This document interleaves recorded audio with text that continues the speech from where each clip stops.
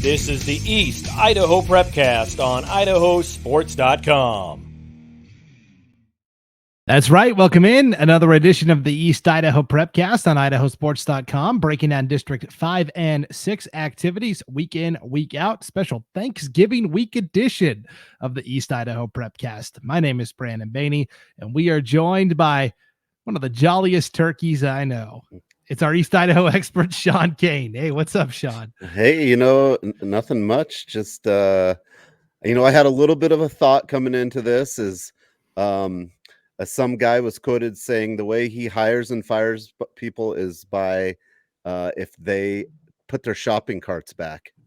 Do you put your shopping cart back after you're done, Brandon? Oh, yeah. I always return it to one of the receptacles, usually outside. I'm not going to take it all the way back inside, but. All right, good. Well, because I felt like this weekend we had a lot of East Idaho teams and players and coaches, and I feel like a lot of those guys put away their shopping carts. Yeah, and they needed them to haul out all the championship trophies for sure. Yeah, banners and stuff. Yes, good shopping cart etiquette for sure from our East Idaho teams. And so, yes, this is going to be a shorter episode, because it's the week of Thanksgiving, and as you can see, we are already in vacation mode, right, Sean? You've got the whole week off from school. I've got the week off. I've got a hat on. I've got coffee next to me. I already picked up my Walmart order. Christmas cards are done from Walgreens. Man, I'm on it. I'm efficient. And now I'm going to do a whole lot of nothing, hopefully, for the next few days. Try to recharge that battery. Yeah, high achiever for sure. Turkey and potatoes will help that, no doubt. And we're just going to kind of recap what happened over the football championship season. We're going to lightly talk girls hoops, and then next week we'll get right back into the regular swing of things, talking winter sports. Okay, so I'll let you choose, Sean. We had 5 of the 6 championship games involving a team from East Idaho. 1A D2 was the only one off the board. I will let you choose where you want to go. You're the captain of this ship, Sean. Which classification do you want to start with? Let's start with the bottom and move. Let's start 1A D1 and go up. Let's just go up that route. That's a good way to start, because we'll start real strong and we'll end real strong. Like, well, in the middle obviously is good too, but I don't think you could go wrong switching 1A D1 and 5A at this point for East Idaho. Yeah, because the way it's going to work is 5A, 4A had the most exciting games, right? Just back and forth drama and action. 3A and 2A were just displays of dominance with a couple of programs that are used to winning trophies this time of year. And I think the best story of the weekend, not just in East Idaho, but in the entire state, was what happened at the 1A D1 level, Sean, where the Butte County Pirates win their first championship in school history. They defeat Oakley, the 3-time defending 1A D1 champion, 58-44. Oakley was going for 4 in a row. Couldn't get it. What an incredible run they've had. But Butte County, hats off. And of course, they were playing for a bigger purpose this year as well, Sean, playing and dedicating the rest of their season and this championship win to their fallen teammate, Dylan Waymeyer. Now, I shouldn't say fallen. He fell and got back up. Dylan Waymeyer. Yeah, he was there. Yes. This was go ahead and explain what happened with Dylan. First of all, Dylan Waymeyer, for those that may not know, collapsed on the sideline at a game earlier this year. Butte County was playing Kendrick in Middleton, and he has been in the hospital recovering ever since. They weren't sure he was going to be able to come watch the game in person, but he was able to make the trip from his hospital in Boise over to Pocatello to take in the game, Sean. He was there on the sidelines, and it was an incredible moment. Yeah, and when Butte County won, and he was in a wheelchair, and they came in, he stood up, held that trophy, and man, there's not too many things in sports that are better than that, because at that time, that first championship meant a lot, but him being there, I think, meant more to everyone in that stadium than that blue trophy at that moment.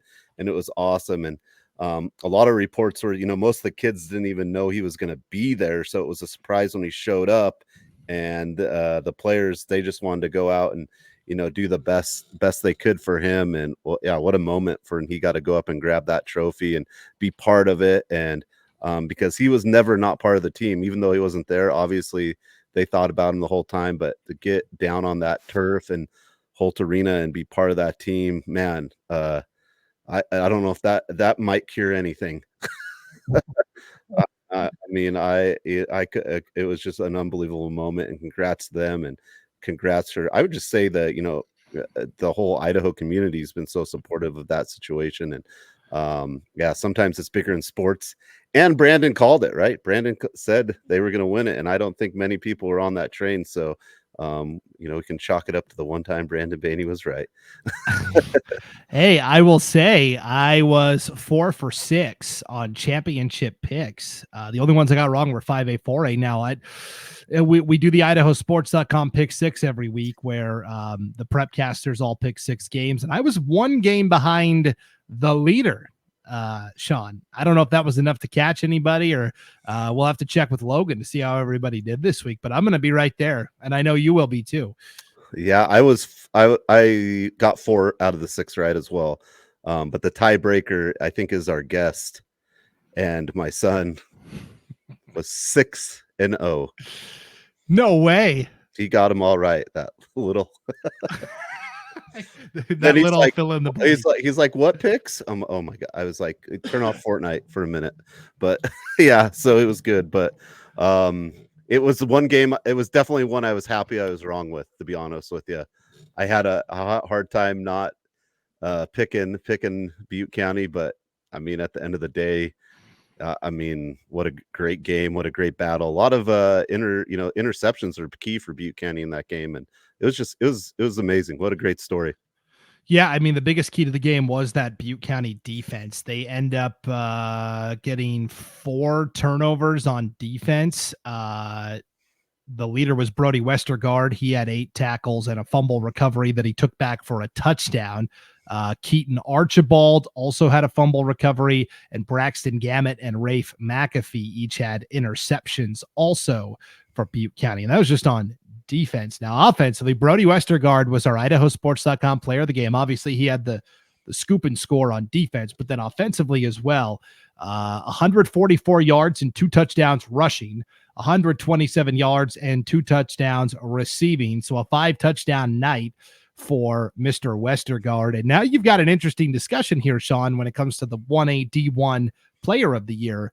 There are circles that say it should be Jack Driscoll, the quarterback from Logos, who had, over 40 combined passing and rushing touchdowns this year, and I believe was a 1,000-yard guy passing and rushing. But now coming on strong at the end of the year, here is Brody Westergaard from Butte County also. Yeah, not a lack of talent in that division either. Oakley's quarterback was also not too shabby all year. I mean, in a loss, he had 438 yards and some scores too. So, but yeah, Westergaard right up there for contention for that. I don't know how you picked that one. There was a lot of good talent day in and day out in that division. Yeah, and I think the unselfishness of this team is something we'll remember for a long time, where midway through the season, Razor Duke was playing quarterback and really ripping it at the position and playing well. And the JV quarterback at the time, Race Archibald, was like, it's almost like in minor league baseball where the guy's at AAA and you're like, he's ready. He can't accomplish anything else at the JV level. He is ready for the big leagues. And so Razor Duke volunteered to move to another position so Archibald could take the reins at quarterback. I mean, how often do you hear something like that happening? Never. Yeah. I mean, just unreal stories out of Butte County. That their ship sailed really, really well this year as Pirates. Yes, they did. So congratulations to Butte County, first championship in school history. They lined the streets of Arco and welcomed the team back home Friday night, complete with lights and sirens, and it was a really cool deal. Such a special moment for the community up there in Arco. So congratulations. Butte County finishes the year 11-1.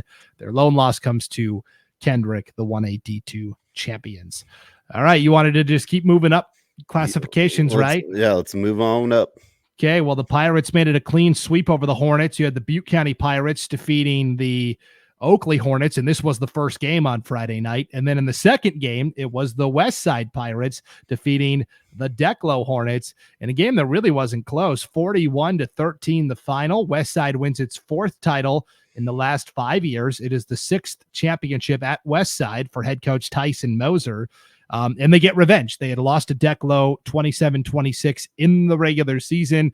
And I think you and I both knew coming in that Westside wasn't going to let that happen again. No, we talked about last week, and that was my main reason is you don't want to play Westside again, especially in a state championship game after, you beat them. Like Westside needs any more motivation to come out for a game. They definitely had it. It was in the back of their mind. They said they were extremely motivated for that game. Not that you're not motivated for a championship game, but when you fire up the Westside Pirates, the cannon is going off pretty loud. Yeah, and again, kind of like the Butte County Pirates, the Westside Pirates were really led by their defense. 5 takeaways for the Westside defense. IdahoSports.com player of the game, Crew Sage. He had 2 picks. He didn't play the first time against Declo. He was out with an injury. So Crew Sage was in there. He had 2 picks. You had an interception by Garrett Robinson. Ivan Campbell recovered a fumble. And then kind of the cherry on top of the sundae, a 51-yard pick six with like a minute to go by Trace Stone for the 5th and final turnover of the night. On offense, same suspects, Moser. right? Parker Moser rushes for 104 yards and 2 touchdowns. Lincoln Henderson had a 5-yard touchdown run, caught a 46-yard touchdown from Eli Brown. And so despite losing all of these incredible players over the past couple of years, Blaze Brown and Cage Brokens and all these incredible offensive and defensive linemen up front, Westside just continues to churn them out. This is the true epitome of a program that always reloads and replaces, not rebuilds. Yeah, it's a dynasty down in Dayton, right? I mean, they've got it. And you have to credit Westside's coaching too, because when they get big leads in games, they've gotten these younger guys in to games. So I think that's a big part of it is those guys get minutes. Now these guys, I'm talking the starters now, a couple of years ago, they were getting in kind of garbage time. And I think that pays dividends when it comes time to it. They've got minutes. It's not their first time at the dance. They know how to go out there and bust the move with the best of them. And they drill this down all the way through middle school and even to the younger levels. Hey, that's really when you look at the best programs, a Sugar-Salem, a Rigby, a Westside, Preston basketball. They are starting at the 3rd, 4th, 5th grade level, and it's maybe as a 4th grade team, here's 5 plays that we run at the varsity level, and we want you to really know these 5 plays. And then the next year we add a couple more, and we add more and more and more. So by the time these guys get to high school, they know the playbook, they know the continuity with the coaching staff. That's really what is going to help you build a successful program. You've got certain cities like where I grew up, in Missoula. They don't have that. It is youth football. It's all mixed. So you might be playing with kids you'll never play with in high school. The middle schools have flag football. They don't even have tackle football. And so when they get to high school, they're so far behind the rest of the other teams in the state. Any community out there that is not doing this from the youth programs up is doing it wrong. Oh yeah. And then they know each other, and you've got that community, and the families know each other. And when you have that culture and community together, it's just, they don't have to, those kids have nothing to worry about but going out and doing the job that they know how to do 1,000 times over. And that's a very prevalent when we watch Westside is that, the best thing you can tell a player as a coach is you don't have to worry about anything else but playing. And that's very evident in Westside. For sure. Shout out to the Westside Pep Band too. One of my favorite bands to listen to perform. They're always bringing it. So, oh yeah. We've had some good games down there right next to them, and they've got not the normal kind of songs, right? They got a little more variety than I would say some pep bands in the state. But yeah, they're great. Well, of course, Pirates of the Caribbean is always, they're always ripping that one out for sure. So yes, congratulations to Westside all around. Hey, congratulations in order for another dynasty here, Sugar-Salem, man. 63-27 victory over Teton. It was close for a quarter and a half, and then, the deluge really came in the second half. But Sugar finishes 11-0, 4th title in the last 5 years. You talk to Sugar fans and they go, it should be 5 in a row, but hey, it's not. So eventually you'll have to get over that. And 4 in 5 years is still pretty incredible. And they beat Teton for the second time this year also. Yeah, I went to that game, and actually I was watching the game, the 5A game before it, and Tyler Richens was down there by the end zone where I was standing, and I had a good chat with him before. But man, he was super focused, and yeah, he was still, a little stuck on not being the fifth one, but he's like, Teton isn't a slouch. Everyone is saying that we're going to win this easy, but I've never seen a man so focused watching football. Like, he's just kind of watching the Highland game, and he was focused and he was ready to go. And it was a cool chat. I told him that he needed to win so I could win the picks, but it wasn't much bearing on it. They did a great job. But for that first part of that game, I was a little worried. Teton came out, hit a huge pass, got a touchdown, but Sugar flexed it as that game went on. But Teton still, I mean, really, really good team, and congrats to them too. But Sugar-Salem is a dynasty in the football arena of 3A right now. Yeah, for sure. So in the process, Sugar-Salem sets a couple of new 3A state records. Most points scored in a game, 63. Most total yards, 582. Most total rushing yards, 418. And then Tate Cutler tied 2 individual records, most touchdowns in a championship game with 4, and most total points in a championship game with 24. So Tate Cutler ties 2 records. Sugar-Salem sets 3 new team records as well, just further exemplifying the level of dominance here. If they needed anything else, yeah, Tate Cutler was great, and kind of the big difference in the semifinal game. So he's really was kind of a huge weapon for Sugar-Salem. He not talked as much when you have Harris and Chase, but man, he was a dominant. He had a dominant tournament. He showed up when it was important.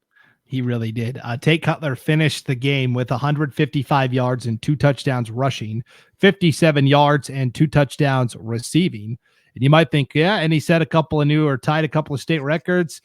IdahoSports.com player of the game, right? Yes, but with a caveat, it was a co-honor shared between Tate Cutler and Carson Harris. Carson Harris rushes for 193 yards and 3 touchdowns. So those two shared the award, which just shows how hard it was to stop one, let alone both guys this year for the Diggers. Yeah, I mean, I felt that would be a hard decision, whoever the expert team we had there, to come up with who to pick. But man, it would have been tough. But I think that was the way to go for both those guys.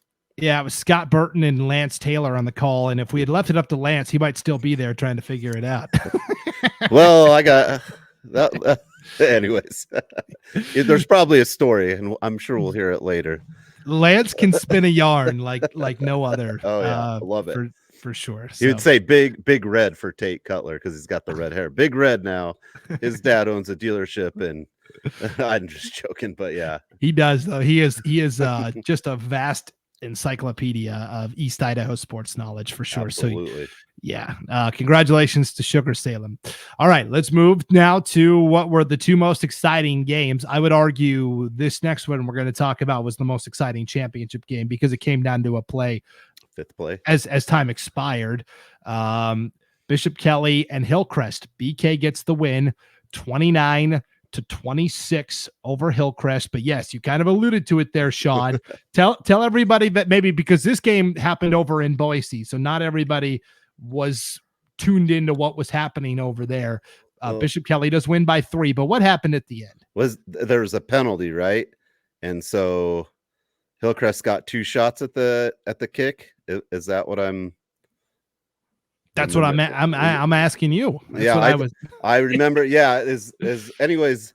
I think at one point Bishop Kelly had thought they won, and then there was a penalty, and Hillcrest got a kick again.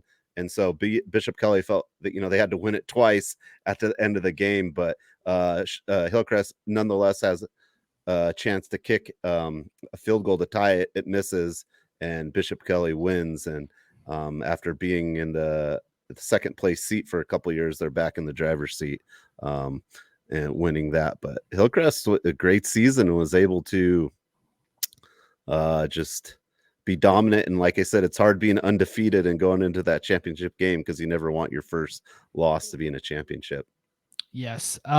So what happened was, yes, they had 2 cracks at it. The first kick, Bishop Kelly gets flagged for unsportsmanlike conduct for celebrating early, and a sideline warning also. That gave Hillcrest 1 untimed down from 27 yards out.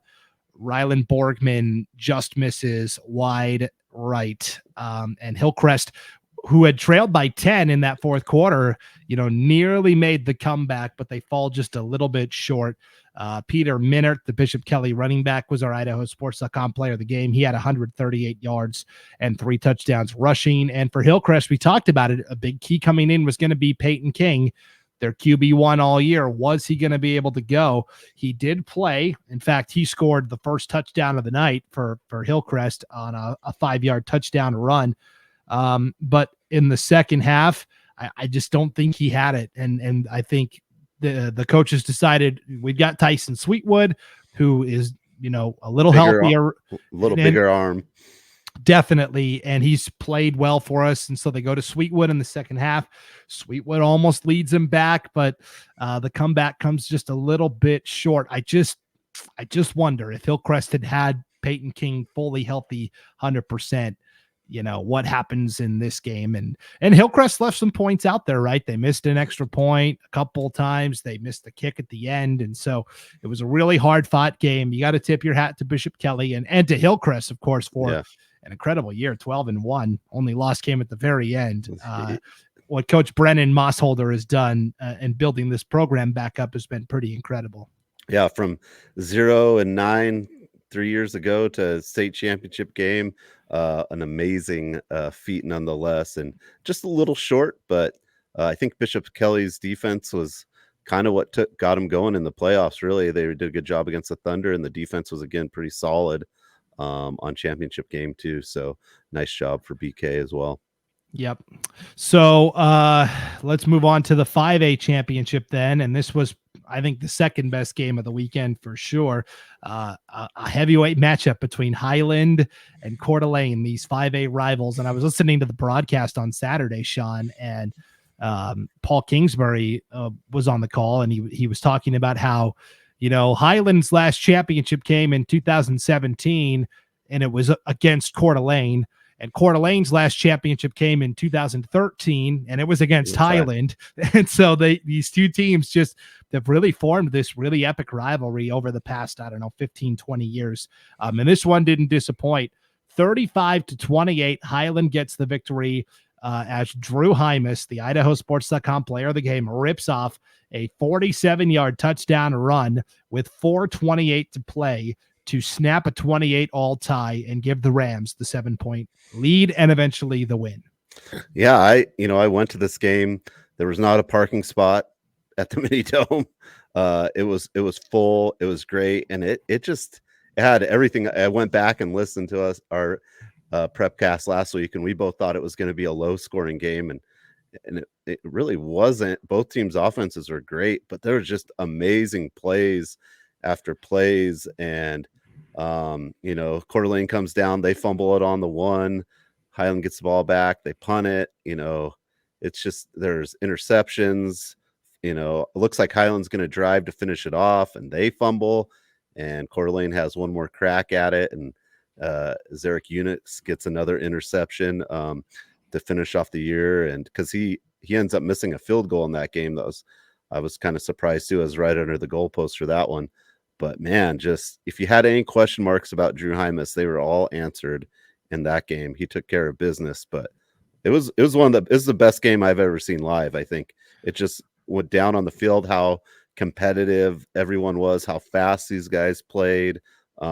It was good, and it was crazy, and the mini dome was as loud as I've ever heard it, I think, ever. Yeah, it was packed to the gills, for sure. So Highland does pull it out. Drew Hymas is the IdahoSports.com player of the game, the dual threat. He finishes with 302 yards passing and 2 touchdowns, has 113 yards rushing and 2 touchdowns as well. Ridge Barella caught a touchdown. Jackson Riddle caught a touchdown.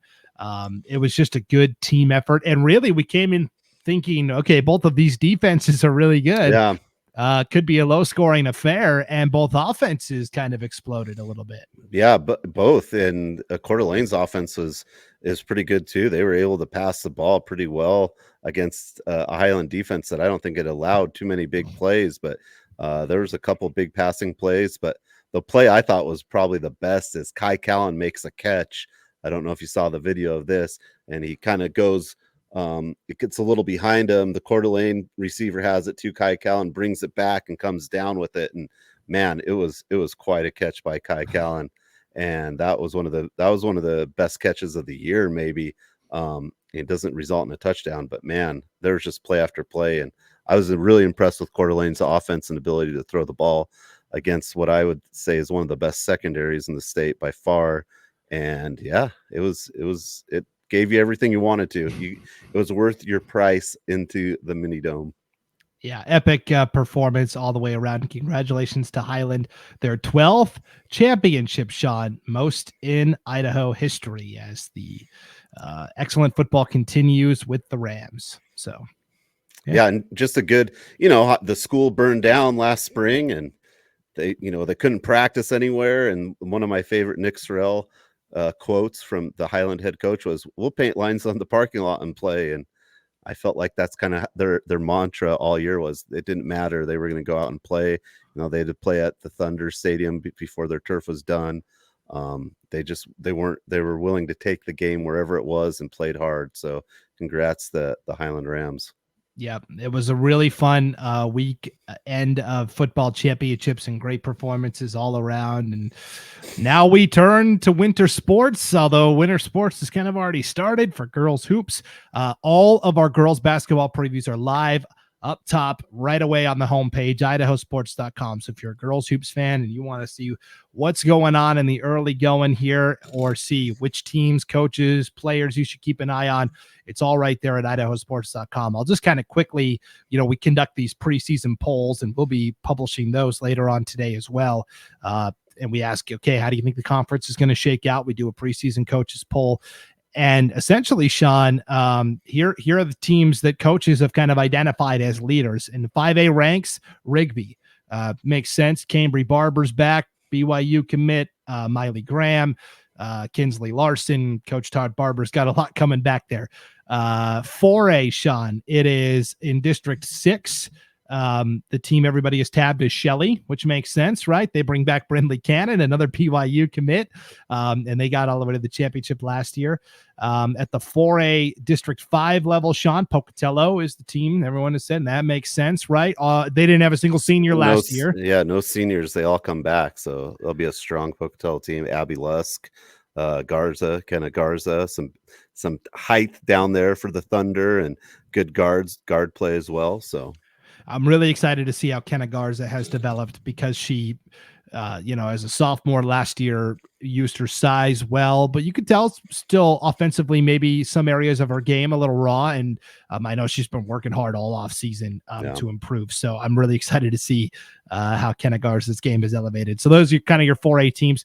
3A, Sean, in District 6, Teton has been tabbed the preseason favorite. The Timberwolves bring back almost everybody. They had one player transfer to Middleton or Cuna or somewhere over in the western part of the state, but otherwise they bring back a lot of talented pieces.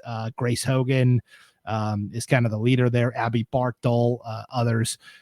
District 5 is Snake River, of course, the defending 5A state champs.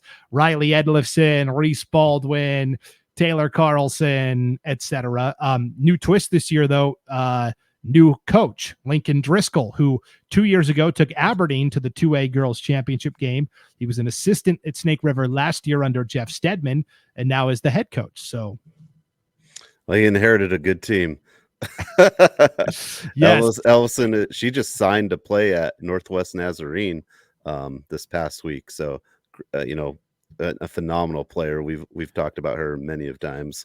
Yes, really smooth ball handler, Riley Edlifson, for sure. 2A, Sean, in District 6, the favorite, coming in, and this one was a little closer, but the favorite that everyone has identified in District 6 this year is North Fremont slightly, and then both Firth and Ryrie. Everyone is expecting those three to be right there in the mix. And then in District 5, Soda Springs, of course, got to the championship game last year, right? They bring back Yannetti Garbett and Moldenauer and some other really good players, but they actually were picked to tie with Malad in our preseason coaches poll there in District 5. So that'll be an interesting battle for sure. Soda's kind of had that pedigree. Malad kind of coming up. It'll be fun to see what happens. But the Malad women, Malad girls have just been really good at everything. Just pretty solid, volleyball, and it's just kind of been on the up for Malad Dragons lately. Yeah, and I got my order mixed up in the nuclear conference. Firth and Ryrie were picked to tie for first. North Fremont was 1 point behind them, so technically they're third. Sorry, I got that flip-flopped. 1A D1, Sean, Grace favored to win the High Desert Conference. That makes sense. Sydney Smith, the Conference Player of the Year, is back. Melody Stratman and others. And then at 1A D2, this big Rocky Mountain Conference, Sean, this one was all over the place. We had, there's 11 teams in this league now because Alturas Prep and American Heritage Charter School, those are both in Idaho Falls. They're both competing in varsity boys and girls basketball this year. They're not full-fledged members of the conference, right? They're kind of playing a modified schedule, but they're in there now. Mackey was the team that emerged as our preseason favorite. Although I will tell you, Leadore, Grace Lutheran, Rockland, Water Springs all got first place votes. So who knows? Yeah. And hard to bet against Grace Lutheran after their volleyball season. A lot of those same players will be on the basketball team because there's no other players, right? It's going to be very similar players, and they had such a great season. Maybe that can transition to basketball too. So Grace will be good. Rockland's always good, and Rockland and Mackey always seem to be fighting out. But we've talked about Leadore for a couple of years now, so I'll be real interested to see how Leadore does this season. Yeah, I think keep an eye on Leadore for sure. And for Grace Lutheran, last year, of course, the all-conference team, there's 5 players named to the first team. 4 graduated. The only returner, Kirsten Krause from Grace Lutheran. So a big-time volleyball player and basketball player. So, yeah, it'll be awesome. For sure. So that's going to be a fun conference to kind of keep an eye on as the season progresses. And, of course, games have already started for girls hoops. You can get caught up on all the scores at IdahoSports.com and also check out our season previews for every single conference. All right, Sean, that'll do it for the Thanksgiving week edition of the East Idaho Prepcast. What are your Turkey Day plans? I'm going to, in a couple days, I'm going to head to Island Park with some family and friends. They get a cabin, and we'll just hang out there. I thought it was going to be sunny, but here in Pocatello, we had a huge snowstorm last night. Power was out. It was windy. The roads were terrible, and it's kind of sunny today, so I hope the weather's good for the drive. But yep, heading to Island Park, just gonna hang out, and I think for handing out turkey legs for the broadcasters this year, I'll go ahead and take my turkey leg now. Yeah. I know some businesses give all the employees like a turkey or like a coupon to go buy a turkey. Yeah, we don't quite have that in the budget, Sean. We're a mom and pop organization. Okay. I just want my turkey leg. No, I'm just like they always give the turkey legs to the football players on. Oh yeah. That's what I'm saying. But that's what I'll be doing. How about yourself? What are you guys doing? Going to Montana? Yeah, going to Missoula, making the short drive over. It did snow up here in North Idaho yesterday, but it's all melted already. So, well, safe travels. I'll be enjoying some food and fun later. Hopefully, it won't be a crazy drive to Island Park, but yeah, we're just hanging out. It's a much needed recharge, I think, for everyone. It's been a busy year, and school, the trimester ended, so it's a good way to end and start a new trimester, and all the basketball and is coming, and I'm excited. I've been able to do a few games for Century. I'm their PA announcer, and I've also gotten to talk to my good basketball informant Ryan Frost, this year. So that's always fun, and see what they're cooking up during Thanksgiving as well. So tell Coach Frost to get his preview form turned back in. I'll text him right now. And he'll go, I don't do those things. I'm more about the X's and O's, and because I'll be like, can you have one of your players just send me a playlist, for warm-ups? He's like, I don't do that. All right, Sean. If Coach Frost doesn't turn one in, I'm gonna be leaning on you for info for Century. I got to write that preview. So just go in that they have one of the best PA announcers, 1998 Bulls kind of intro. I mean, that's the stuff that people want to see. That's where that winning culture really starts, is with the PA guy. I tell them it's my show until the lights come back on. Okay, Ryan, but. That's funny. For the 30 seconds the lights are off. Okay. Yeah, this is my show. All right. Oh, that's funny. Okay. Well, happy Thanksgiving to everybody out there listening and watching to the East Idaho Prepcast. Travel safely. We want you all back here again next week as we chop it up and talk it all again next week. But happy Thanksgiving from everyone at IdahoSports.com. And for Sean Kane, I'm Brandon Baney. Thanks for tuning in to the East Idaho Prepcast on IdahoSports.com.